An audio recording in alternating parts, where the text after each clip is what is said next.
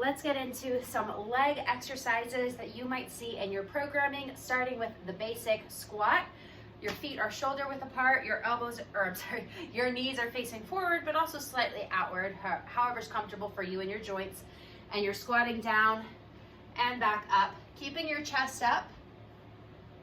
And if you can imagine, you're squatting down to pick something up off the floor and bringing it straight back up. Now, there are variations. You might see a narrow leg squat. So your legs are together, and this is going to activate more of your quads. For more of a burn, don't stand up all the way and keep the tension in your legs.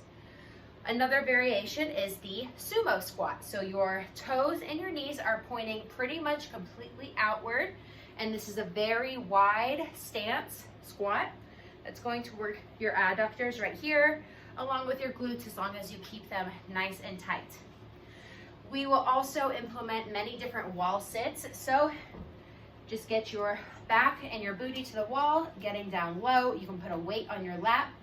And this is your move right here, just holding for usually 30 to 45 seconds.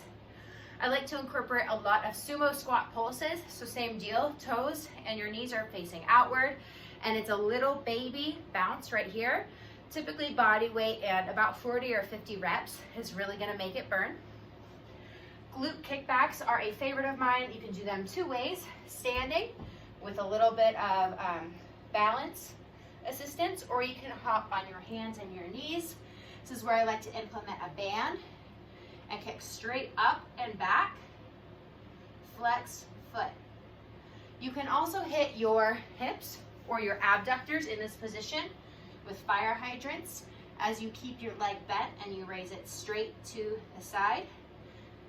You might see a little bit of bird dogs as a core or a balance or a warm-up exercise. So this is your opposite hand and your opposite leg, reaching straight out. Several repetitions of each. 4 leg exercises. Now, I'm a big fan of hip thrusts, which help you develop your hamstrings and your glutes. And there are several variations for hip thrusts. So first, your regular version is you are on the ground, hands to your side, and you're just pushing your hips upward. To make this more difficult, lift the leg up. This is your single leg hip thrust right here, or a butterfly hip thrust.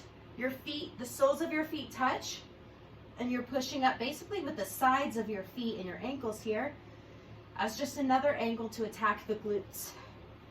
I've also will program for you deficit hip thrusts, so your back is on a higher surface, and it gives you a little bit more of a range of motion.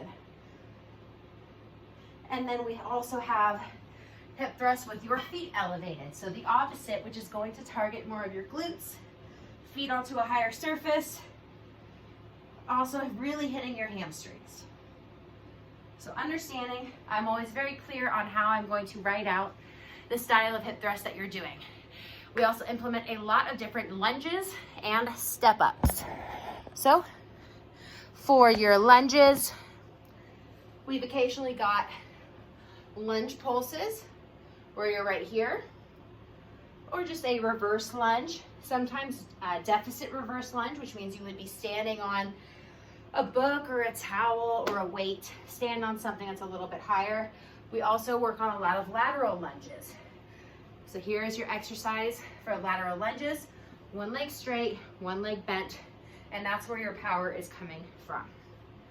And rarely you will also see a couple front lunges. It does put pressure on the knees, so I'm not a big fan of these.